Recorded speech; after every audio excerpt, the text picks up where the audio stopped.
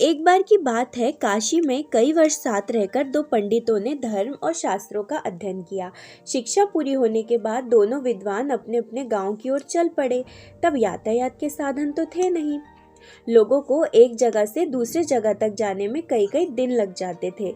लोग दिन में चलते थे और रात में आराम करते थे। ये दोनों पंडित भी ऐसा ही कर रहे थे। एक बार दोनों नगर के सबसे धनी व्यक्ति के यहाँ ठहरे। उसने उनके रहने की व्यवस्था की और फिर अपने लोगों से कहा कि दोनों के लिए भोजन का भी बंदोबस्त किया जाए। इस बीच समय पाकर धनी व्यक्ति दोनों के पास पहुंचा और उनसे चर्चा करने लगा। धनी व्यक्ति अनुभवी था। वह जान गया कि दोनों पंडितों में बहुत ज्यादा घमंड है, साथ ही दोनों एक दूसरे को मूर्ख समझते हैं। उन्होंने दोनों से अलग अलग बात करके एक दूसरे के बारे में भी पूछा। जो जवाब मिले वो धनी व्यक्ति को दुखी कर गए। उसने मन में विचार किया कि ये दोनों काशी जैसी जगह पर वर्षों अध्ययन करके आए हैं, लेकिन एक दूसरे का सम्मान करना तक नहीं सीखा। बहरहाल भोजन का समय हो गया था। धनी व्यक्ति ने दोनों को बड़े आदर पूर्वक भोजन कक्ष में बुलाया।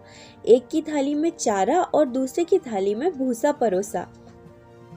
ये देखकर दोनों पंडित आग बबूला हो गए। गुस्से में आकर कहने लगे कि क्या हम जानवर हैं जो ये चारा और भूसा खाएंगे?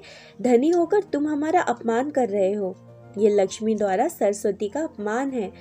इस पर उन्होंने बड़ी ही शांति से जवाब दिया। एक को थाली में चारा और दूसरे को भूसा परोसा गया है, पर इसमें मेरा कोई कसूर नहीं है।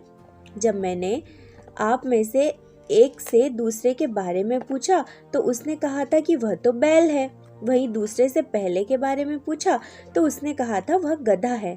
आप दोनों ने ही एक दूसरे को बैल और गधा बताया, तो मैंने उसी हिसाब से चारा और भूसा थाली में परोस दिया। इतना सुनते ही दोनों ज्ञानियों की आंखें खुल चुकी थी। उन्हें अपनी गलती का एहसास हो गया था। उन्होंने उनसे क्षमा मांगी। एक दूसरे के प्रति ऐसी सोच रखने के लिए खेद भी जताया। दोस्तों, इस कहानी से यही सीख मिलती है कि व्यक्ति में कितना भी ज्ञान आ जाए, उसे घमंड नहीं करना चाहिए।